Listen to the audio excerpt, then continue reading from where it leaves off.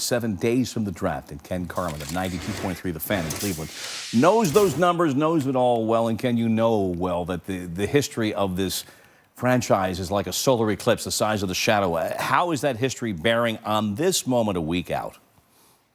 Well, everybody likes to say it's the biggest draft in history, and they've been saying that for a long time. But this one truly is the biggest draft in the football team's history, simply because there's been so much change, so much changeover.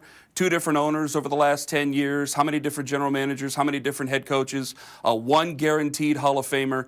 And there's been a lot of questions about trust. And a lot of fans are looking at trust maybe with some of their other teams. They're still Browns fans, but when you look at the gate, it's been a lot different over the last couple of years. So this one's not just about stars. They've tried to draft stars before, and it didn't work out the best way when they tried to go with Johnny Manziel a couple of years ago. So this one's about getting real, palpable football players and obviously finding a quarterback. Well, there's no doubt the best running back available is Saquon Barkley. Then you've got the report that possibly the Eli Manning Heisman move was being put towards the Browns. That's being tamped down. The Barkley fever, where's the needle on that?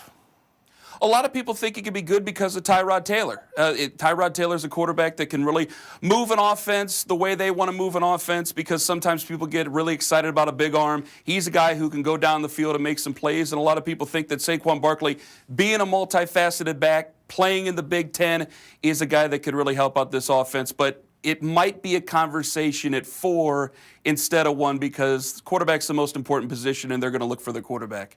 Today, John Dorsey, general manager, holding a press briefing at Berea, and to at least one, and I believe several questions, the answer was simply the draft is 7 days away, staying on message and offering no specifics.